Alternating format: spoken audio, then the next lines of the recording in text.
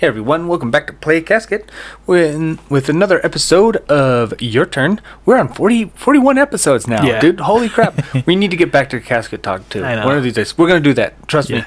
We just been like working on a lot of background projects. Like a lot. Eventually we're going to finish one of them. We should finish one of them before we get back to Casket Talk so we can actually get like two videos out a week. That'll be awesome. Anyway, episode 41 of Your Turn, and it wasn't that bad of a week. You know, some new game announcements and some fun stuff. Nippon Ichi finally decided to port Rhapsody 2, which took them nearly 20 years. Thanks for that. But there's a couple things worth noting this week, and I think it's one of the sad days and one of those sad weeks that I think needs to be addressed. But we're also going to meme the hell out of Forspoken too. So we're going to go ahead and start off with that. So Forspoken. Go ahead. I don't know. It didn't do so hot. So what? Well, Forspoken came out, and then Hi-Fi Rush, which is like this action game, like anime looky, and I wouldn't even say anime. Like from my look, it looks kind of like a weird Saturday morning, like late '90s cartoon. Oh, okay. If anything, it looks closer to that. But it beat Forspoken's sales. Here's a funny kicker though, that it's on Game Pass, which you could play for free for $15 a month or whatever. Even with the Game Pass, Hi-Fi Rush still outsold Forspoken. So, I think that shit's hilarious. But we kind of touched on that with the Callisto Protocol a little bit, about like these huge, big budget projects that just tank because they're new IPs, and there's nothing like really associated with them, you know. And like this is the groundwork. This is the stuff we're kind of laying down as far as like it can be applied on every game that's like this, right? So you have this major IP with a character and design philosophy that people aren't going to be too keen on yet, you know? Like, even though Elden Ring was a new IP, it was basically a spiritual successor to Dark Souls. Right? Well, even that though, Elden Ring, you could just be like, we're not Dark Souls, and it would still sell. Yeah, well, the thing is, they didn't even say we're not Dark. They're not the ones that are trying to associate themselves with Dark Souls. Everyone else does. Yeah. Like, they don't get to make the decision whether or not people look at it that way. People do. And people, you know, obviously it's from the same developers. It's obviously has some of the leading names on it. It's obviously has a lot of similarities, a lot of gameplay mechanics that are very suggested to Demon Souls and Dark Souls and stuff like that, right? And that's just what it is, right? But it has that on top of the fact that like it has a lot of the familiarity with people, and most normal people, familiarity is almost like the most key thing. Yeah. Right? Now, that being said, Forspoken had a lot of other flaws. Like, their voice acting and writing was absolutely... Okay, so... Well, I saw this video about them talking about, like, oh my god, I'm Clark Kent? Am I Superman? Did I just lift that truck? Oh my god. Like, that millennial style of writing is so terrible. So, and thank you for actually bringing that up, because I was actually kind of meditating on that. Like, I'm guessing earlier today or sometime yesterday. Like, why millennial and, like, and in tandem Gen Z writing is absolute garbage. And I feel like it's because we write it in a way that we're trying to talk directly to you when we're making the joke. Remember? It's like, what like, if they made a joke in, like, the old Scooby-Doo stuff, like, they'll make a Don Knotts reference, like, of one of Don Knotts' characters. And it's like, oh, yes, blah, blah, blah, blah. And Don Knotts goes, I've never heard of that.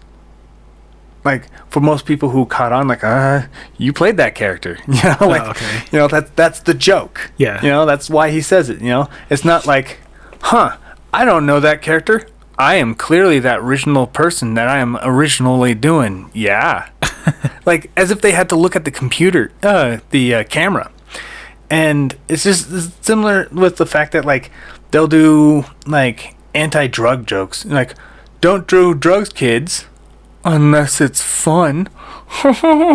Like it's always like this whole I have to be validated and acknowledge that I'm watching this cartoon with a reference to something I personally enjoy. Yeah. I personally enjoy that meme. Oh my god, did they just say Slay Queen? Oh my god, that's just like me. Well, it's so weird that like the way they write it too is that like, oh, there's always a camera watching. Yeah, exactly. That's what I'm saying. Like they're looking at the camera, going, "I know you're behind it, playing this game. We acknowledge your existence, and you're valid, so no matter what you think." You know, and people are like, "Oh my god, it's like they're acknowledging me because they saw that I was playing the game." Oh, like it's dumb. it's not. And I was like looking at, I even like Googled a bunch of these like writing and stuff. Was same thing with the Saints Row. It is the same type of jokes. It is this, and I'm not sure if it's like just a fad or if this is just the generation's terribleness, because it could easily be just this flash in the pan like the tubular and radical age of the 90s, which wasn't the entirety of the 90s. It was like the 1995 to 1997, and then it just died. You know. Like, it was the tie-dye, and it was a cool, radical man. Like, did you just do an ollie flip? Yo! You know, like, it was just... It's cringe when you look at it now. But when you think about it, that only happened for a moment. And there was some games that did that. Uh-huh. They weren't multi-million-dollar games, of course, because it was the 90s. Nobody was making things that cost us millions of dollars to make. But... at the same time, now you have so many. Now I think because we're so interconnected with social media and stuff too, everyone thinks that like, because I find this so positive and so yas and so me, I need to post this clip about it. Like, oh my god, I just slayed some zombies as a strong black woman. Go me. And everybody else goes, oh my god, Slay Queen. Like, well, oh my god, did you just meme it? Like, it's this like weird circle jerk on Twitter, and it's just like the same memes that just came up on the actual thing. Like, oh my god, did that video just reference that meme we all liked? Oh my god, I'm just totally gonna quote it too. Well, it brings me back to like I was watching this one video about how Beast Wars came to be. Mm-hmm. So this is kind of like we're gonna go off on a tangent right now. But brace yourself. Well, this does have to do with like the type of writing too, because when Beast Wars was created, it was done by like these industry veterans on top of just like people who aren't writers also assisted too. So it was just like industry veterans, people who were outside the department as well, and animators and writers. It was like these really, really big, huge people just working on a new IP. And I don't think they do that anymore. Like a lot of it is kind of like you have so much power to do whatever you want that you don't have people to tell you no anymore. Yeah, and I think another problem with it, with what you just said too, is the fact that like nobody really does new anymore. And you're right. I think one of the major problems and why I love indies is because they have to make new. Yeah. You know, but the problem with a lot of the established development and stuff, the established like studios and established writers and established animators and stuff like that, when you have that, you eventually just start changing what exists, because the way the society is, or the way you think society is, because everybody uses Twitter as some kind of like backboard of this is how society is, right? Even though like what, less than 10% of people actually use Twitter, and then like 10% of the people who actually have Twitter are actually even active at one point in time in the week. You know, like you're getting the same group of people constantly talking about the same group of topics, and it cycles all the time, because that's all they do. They don't ever get off online and touch grass and meet hoes. They don't. Okay, or play other games, because they don't even play games. So I think they're basically tourists. Yeah. They come in, they want to change everything, and when they're done, they go find something else that's exciting. And the problem with them is that like they want those things to be established the way they want them to, so they could say they always were that way for us. Like there's people who want Mario and Luigi to be gay, so they could say gaming was always gay for us. Like it's it's not that they want fame. They want your fame for them. They don't want to build something new and have to kind of cultivate something that matters and like actually is respected across the board. They want your character ruined and their character put into the box that their character came out of. And that's why Forspoken falls flat on its face, because it's a new IP and they're not riding on somebody else's coattail. Because whenever they make new IPs, it falls flat on its face. New IPs have to. Yeah. Like, and people keep saying, well, what about Splatoon? What about Pokemon when it first came out and stuff too? Those are, when you look at all the new IPs out there all the time, it barely ever hits that. Like, Nintendo was able to hit it 3 times in 20 years? Yikes, dude, that is insane. Yeah. You know? And when you think about it that way, like Nintendo, if people like, and people are like, no, when people complain, like people like Nintendo or Capcom or something, they need to make new IPs. They need to make more new IPs. They may need. The problem with that is they do, but they go, no, I'm talking about popular ones like Overwatch, and I was like, do you not think people are so fickle? Customers are fickle. Not even that. Do you not know that if the company knew they could make a game with this type of content and sell millions, wouldn't you think they just do that instead? Yeah. Like, people keep going, oh, no, when I say new IP, I mean like new Splatoon-like IP, where it's that popular and that fun. Do you not think if Nintendo knows that they could make another Splatoon-like success right now, they would release it right the fuck now? Yeah. Like, why wouldn't they, why would they go, oh yeah, the kaiju hunting game, we should sit on that a bit more. We should release this train conductor game instead. No, nobody would do that. If they actually had the foresight to release a game that's a banger, they would release it, right? Yeah. But all new IP, and it goes back to Forspoken, right? Forspoken, even at the bare minimum, just like with Callisto Protocol, they should have not put that much into it. Yeah. They should not, right? Because it was a new IP, it was going to fall flat on its face. And then you had the terrible writing, you had the terrible acting, you had the terrible character design, you had the terrible character development, you had all of this mixed into it. Optimization was also really, really bad too. So, well, that was patch it though. Well, here's the problem with that. If the game was good and it had a very solid everything else, the optimization would have not even been an issue. That would dampen the sales. Oh, okay. Look at Pokemon Scarlet and Violet for a good example of that. Okay. You know, it sold 11. It is the fastest selling game on Switch. It is the fastest selling game in Japan alone. Period. And it still has how many flaws? Yeah. You know, like, and I could still find fun in it, despite its flaws. But Forspoken just does not have it. Period. Yeah. Right. So, with all of that happening, why would you invest millions upon millions upon millions of dollars for a failure like that? Yeah, Forspoken is really giving me a sour taste on strong female leads now. Any Western company that tries to do that bullshit, I'm like, well, you know what? I'm gonna raise an eyebrow every time that shit comes out. And the thing is, this isn't dismissive of like, oh, all female leads are terrible and stuff. And I will still firmly stand on it. I think there's a solid good foundation that you can make a character that is female and strong and independent and all that, and make it a really good character. But each one that has been made recently, especially in like bigger development studios, I feel like they're tone deaf. Yeah, they just don't know. So they have to tell you, no, look, this character's monologuing about how independent they are. Therefore, it's official that she's independent. Yeah. Because that's basically what they see on Twitter. Mean, for sure, like, yeah, like, you could smell it. You know what it is, basically.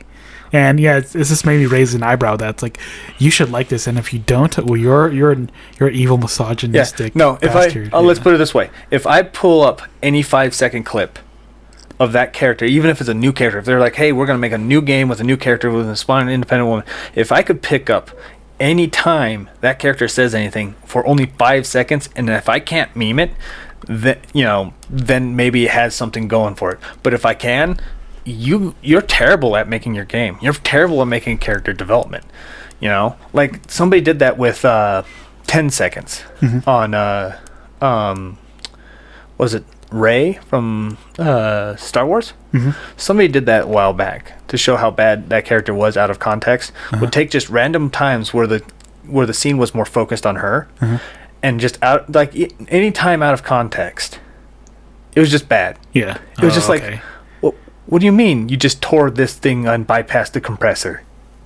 That sounds like you destroyed a machine. Yeah, you know, like all these like moments in 10 seconds and stuff like that. Like that 10-second clip, it was hilarious. That 10-second, she just like comes up all giggling, smiling, pulls up that piece, and like Harrison Ford's character Han Solo was just like, what's going on?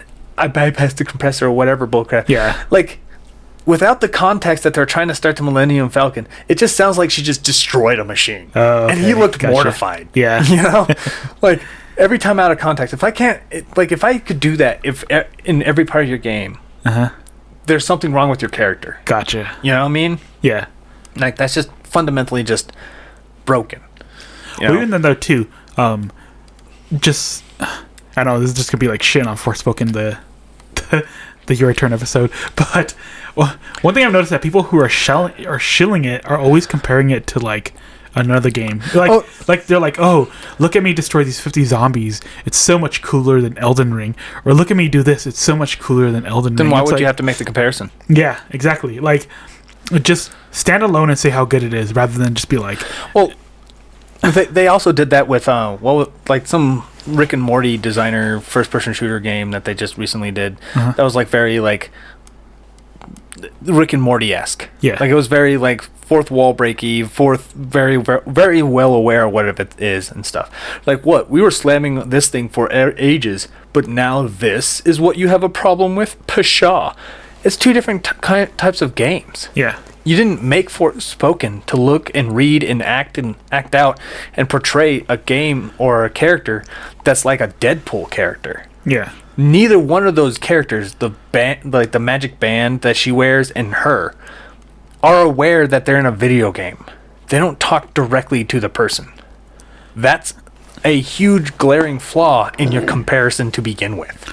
Well, even though too, it's like, let your jokes rest. Because like, oh, we're nonstop talking, making jokes all the time. It's like, let it stick, let it stew, so that, you know. Let people, like, give people enough time to pause and just kind of lean back and go, did they just really say that? Yeah. You know, like, said, no, we're nonstop talking. It's so funny, so wacky. Yeah, no, it's a dumpster fire, and it has every right to be one, like absolutely. And I'm a goblin. I am the smallest minority out there. I am so much of a minority that I'm considered a fantasy character. I do not apparently exist to most of these people, but apparently I'm still has the power to be racist because I apparently don't like a character because somehow that character's skin color matters to me. No, it does not. I'm green. I don't care what other grayscale color you humans wear. It doesn't work. It is dumb. Don't make your character, if you're trying to make it some kind of good representation, make it somebody that actually is respectable. That's how you make a good character, period. Then you can change it black, and then people would care. Instead, it is just a useless character, and it's going to be forgotten in the age of time. Yep. Age of time. That sounds like a mobile game. Anyway, moving on. Other stuff's going on. More vindication for me about why service games and live games and online games are garbage. Don't do it. So, two companies, I think this week, or just shortly after our last recording. One of them announced... Ooh, pardon me. One of them announced that they're closing their servers at the end of the year, and then I think about 4 days later, another announced that they will close theirs in June. So Rumbleverse was the first to go, and announced that after less than a year, that game was like officially released. The game tanked, and like they just couldn't get enough people on it. February 28th is when it's officially shutting down. Okay, so it closes this month. Oh, that sucks. But yeah, they didn't get many people, and then shortly after, I think a couple days ago, Velon Studios, the people who teamed up with EA, they made a dodgeball game called Knockout City, is closing in June. They're saying they're not done with the franchise, and they look forward to expanding on Knockout City. That's as far as I know about it, right? What's your opinion on it? I don't know any of these games. That's the issue. So I didn't know much. Okay, so I didn't know much about Rumbleverse either. I actually had to look up a bit of it. I remember seeing it. I remember being announced, and people were like all hyping it up, like, "Oh, let's go! It's go time!" Right? It kind of looks like a battle royale wrestling game, like over the top, like beat 'em up, kind of bounce around type of game, and you kind of like smack each other around like skyscraper stuff, and it's like very cartoony, very over the top. I think it looked great, but I had no idea what was going on in it. Like for a long time, like there was nothing. There was no hook. There's no character design. There's no like mechanic. I think it was March of last month. Oh, last year, March of last year. So it was like less than a year. Okay. You know, they had an open beta and stuff for a little longer than that, but yes. Well, it's kind of the issue with like new games is that you gotta let people know, and you gotta make sure that it's more. You're offering more than just, I don't know, another experience, I guess. Like, well, the thing is, offering more than another experience is just dumb. Like, because there's a lot of companies out there that just offer you one solid flat experience and that's it, and then they just make money. Look at League of Legends. You know, like for the good solid 6, 7, 10 years maybe, they only had one map. They only had one queue. They made some characters, you know, during that time. But your gameplay approach was always going to be the same. Certain people will have certain roles. Those people would have to build a certain way, and hopefully nobody steps out of line with their moves and attacks and stuff like that, and you will win. Like, that's basically it, right? But it was so popular, and it was so wild, and it was so successful that you didn't need like much else. So it's not just, oh, you need to add more of an experience. You have to give them more than just the experience of this game. Well, the problem is when you're a small developer, that's all you're going to be doing. You're not giving them anything else, right? Okay. I think one of the problems is, and it's very showing now, is that live, like when everybody goes onto a live service game, and this is how it's going to be in the future in general. The live service games, people will just default to just spending time on the brands they know. Yeah, for sure. Okay, like when it's single player games, it's like, oh, I'm like halfway through Xenoblade. I can still pick up Octopath. I could get halfway through that. Then I could still pick up. Let's see, what's a random Dusk Diver. I had to pick one random independent developer or small developer right now. Dusk Diver. I could play that. I could play that all the way through. Or the game we played before and we had it stream on one of our other your turns. Lunistis, just recently, you know, released a couple months ago. Still a fun game. It's short. I played it. You know, I had the ability to do so. But when you have a live service game, let's say Call of Duty, World of Warcraft, Overwatch, was it Rainbow Six? Like all these leading like these holy crap, everything's going crazy in here now. One of these, like all these like major brands is like this. You're only going to go to them because you're familiar with them. Yeah. You don't want to spend time on something brand new like Battle Right or Bloodline Champions or Knockout City or Heroes of the Storm, or like you don't want to do that because you're not familiar with them. You rather do something you're familiar with, or you're already well invested in, or your friends are already well invested in. Yeah. You're not going to keep doing, like, the only major successful new IP that I could think of is Fortnite and Apex Legends. But outside that, nobody else wants to play another battle royale. Why make another battle? You can make your battle royale a lot faster. You can make it more fluid. You can give them a bunch more customizations to your character. You can do all of this, but people will still play Fortnite because it is a bigger brand, it is a bigger company. That company can throw it in your face as often as they want. Same with Apex Legends. Well, let's go back to the Halo killer, the WoW killer, because it's like, no, those brands are still going really strong. Like, yeah, and one of the reasons for it is like they want them to be because they want those major companies or the Pokemon killer and stuff. They want like the Pokemon, they want Blizzard, they want Microsoft to freak out and make their game better. Like they don't care.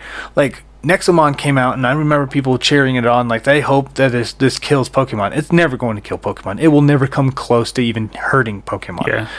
The thing is they want it to be that big and that successful so Pokemon freaks out and changes their ways. That's it. So they can go back to Pokemon. They won't stick around to Nexomon. If Nexomon did get theoretically that big, then like Pokemon Company would change their ways. And then it'll go, finally, Pokemon did the things I wanted them to. Bye Nexomon, I'm going back to Pokemon. Yeah.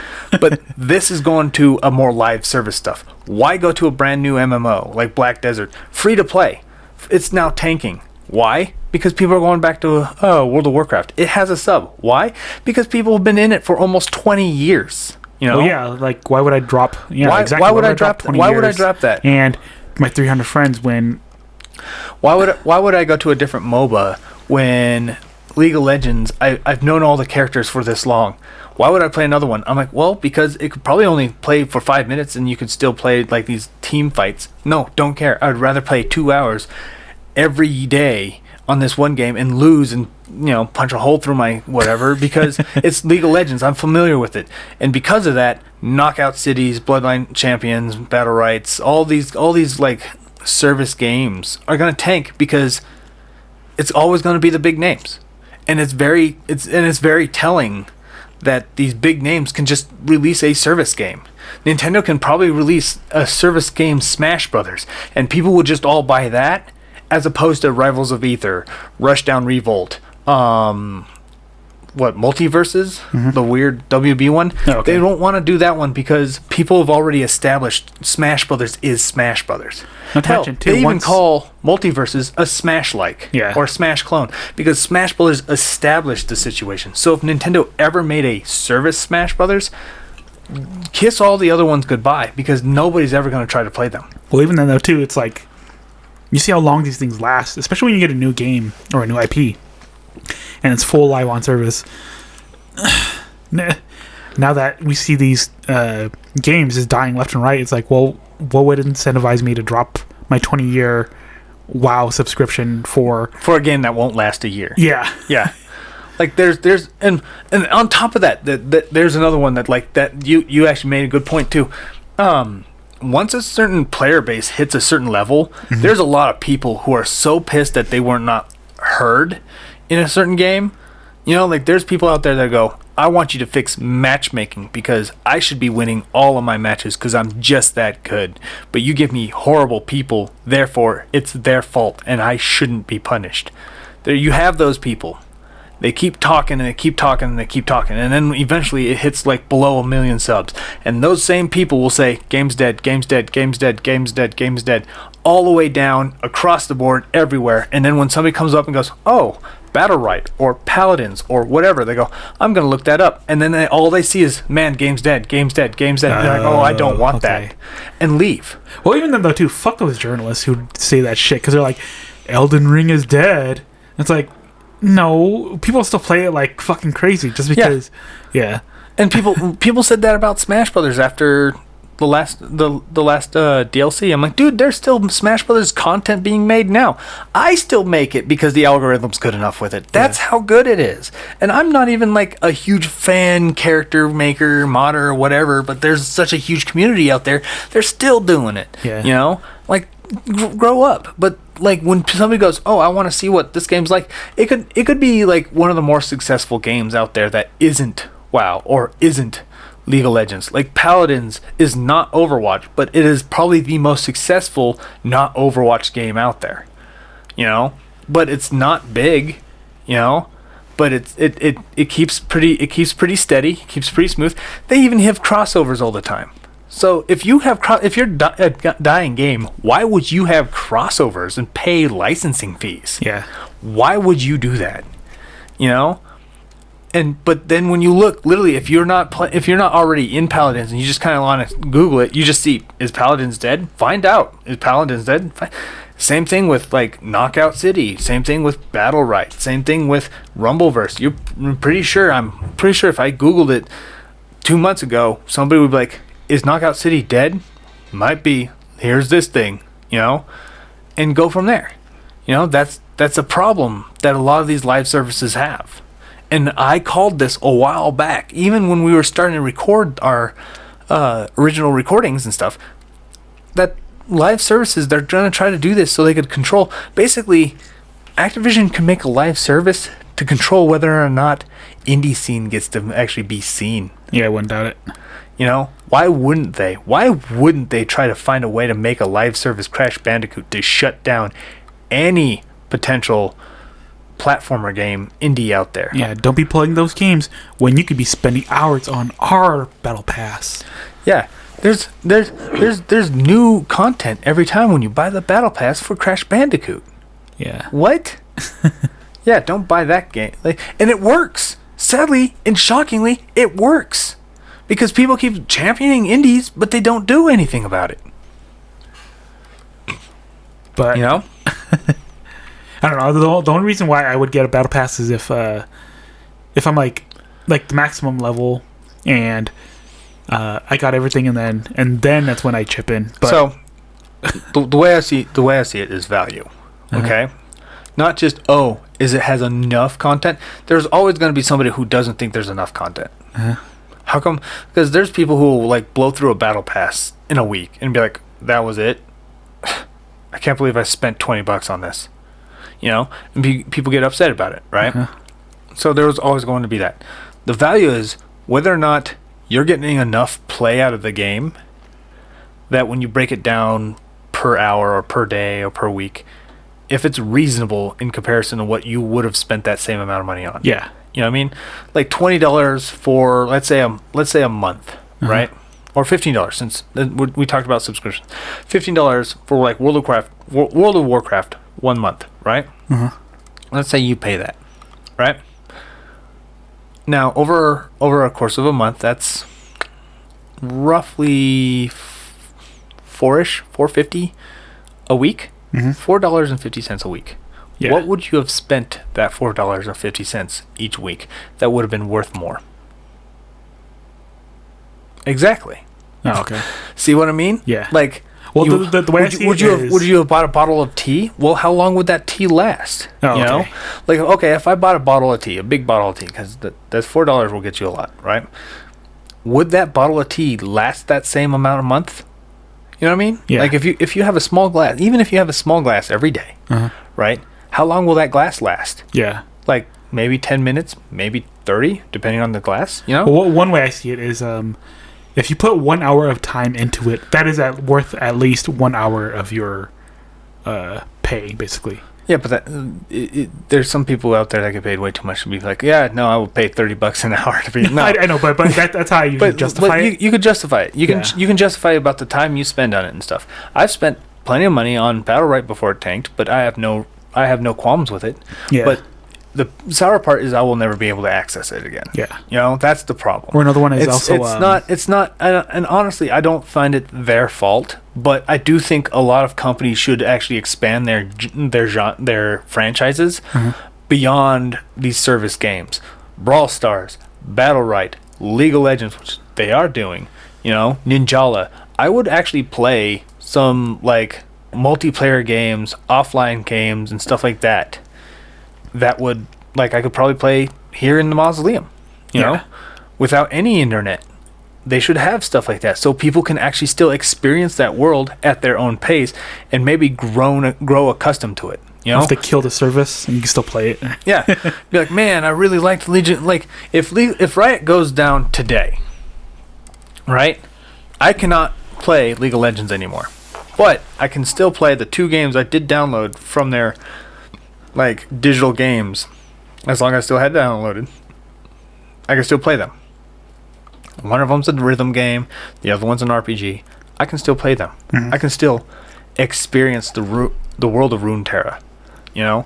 But I can't in this Knockout City. I can't in Battle Right. I can't even in Dragalia Lost, Yeah. you know? And stuff like that. But, yeah. Running around in circles is the reasonings. But it's just more of the fact that everybody points out, hashtag Paraka is right again.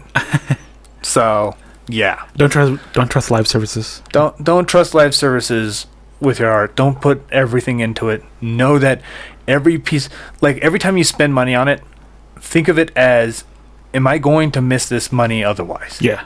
Is it worth just throwing away in the trash? Theoretically. Just look at China with You know? World of Warcraft. Just belly Yeah. off. Boop. There you go. Boom. Everything's gone.